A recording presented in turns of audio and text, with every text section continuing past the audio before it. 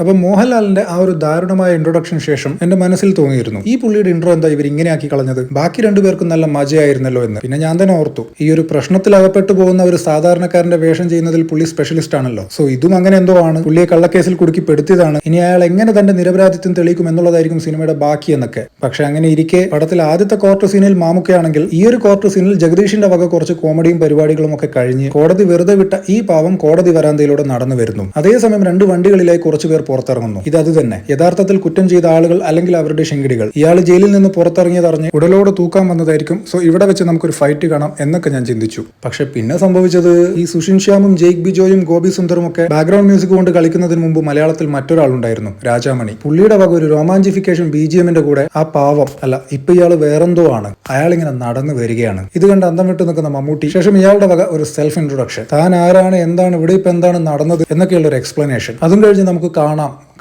എന്നും പറഞ്ഞ് interval block. ഇന്റർവെല്ലിന് ശേഷം നമ്മൾ കാണുന്നത് തനിക്ക് പറ്റിയ അബദ്ധം മനസ്സിലാക്കിയ വക്കീൽ SP-യെ കാണാൻ പോകുന്നതും അവിടെ നിന്ന് SP-യുടെ ഫ്രസ്ട്രേഷൻ മുഴുവൻ കേൾക്കേണ്ടി വരുന്നതും. അങ്ങനെ എങ്ങനെയെങ്കിലും തന്നെ പറ്റിച്ചവനെ പൂട്ടണമെന്ന നിലക്ക് വക്കീൽ ദേവനെ ലോക്ക് ചെയ്യുന്നു. അവിടെ വെച്ചൊരു most artificial fight ever in the history of Mollywood എന്ന് വെച്ചാൽ കണക്ക് പുസ്തകം തുറന്നു വെച്ച പോലെ ഒരു ഫൈറ്റ്. ഒരിടി മമ്മൂട്ടി, ഒരിടി മോഹൻലാൽ, ഒരു ചവിട്ട് മമ്മൂട്ടി, ഒരു ചവിട്ട് മോഹൻലാൽ. എന്നാൽ ആ ഫൈറ്റിന് ശേഷം ഇയാളെ പൂട്ടി വക്കീൽ പുറത്ത് കടന്നതിനു ശേഷം റൂമ് ചുറ്റും പരതി നായകൻ എന്തോ മനസ്സിൽ കാണുന്നു. വീണ്ടും ആ ഇലക്ട്രിഫൈങ് BGM പ്ലേ ചെയ്യുന്നു. ആ ഫ്ളാറ്റിന്റെ ചില്ല് തല്ലി പൊളിച്ച് ഇയാൾ താഴെ ഒരൊറ്റ ചാട്ടം. പക്ഷെ പുറത്തു പോകുമ്പോൾ വീണ്ടും ലോക്ക്. അവിടെ വെച്ച് വീണ്ടും വക്കീലിന്റെ ഫോൺ. എന്നെ പൂട്ടാനുള്ള പൂട്ടൊന്നും നിന്റെ കയ്യിൽ ഇല്ല മോനെ ദിനേശ എന്നൊരു ഡയലോഗും. പുള്ളിയുടെ ഐക്കണിക് ഡയലോഗ് എടുത്തിട്ട് പുള്ളിക്ക് തന്നെ കൊടുത്തപ്പോൾ അതുവരെ ഒളിവിൽ കിടന്ന മമ്മൂട്ടി ഫാൻസ് വീണ്ടും എഴുന്നേറ്റു. അങ്ങനെ പല കൊടുക്കൽ വാങ്ങലുകൾക്കും ശേഷം സിനിമ അതിന്റെ യഥാർത്ഥ കഥയിലേക്ക് കടക്കുന്നു. സിനിമയുടെ നിർമ്മാതാവ് കൂടിയായ ആളുടെ വക ഒരു എക്സ്റ്റൻഡഡ് ക്യാമിയോ. പുള്ളിയുടേതായ ശൈലിയിൽ ജനങ്ങളെ ചിരിപ്പിക്കുന്നു, കൊടുക്കും അവർക്ക് എന്ത് സംഭവിച്ചു എന്ന് കാണിക്കുന്നു. അങ്ങനെ കാര്യങ്ങളെല്ലാം കലങ്ങി തെളിയുന്നു. ഇനി വരാനുള്ളത് ക്ലൈമാക്സ് ഫൈറ്റ്. അതിനു മുൻപ് അറസ്റ്റിലായിരിക്കുന്ന ദേവരാജൻ എങ്ങനെയെങ്കിലും പുറത്തു ചാടണ്ടേ. അങ്ങനെ സിനിമ അതിന്റെ അറ്റത്തെത്തി നിൽക്കുമ്പോൾ ഇനിയൊരു പുതിയ താരത്തിന്റെ ഇൻട്രൊഡക്ഷൻ ഒന്നും പ്രതീക്ഷിച്ചിരിക്കാത്ത സമയത്ത്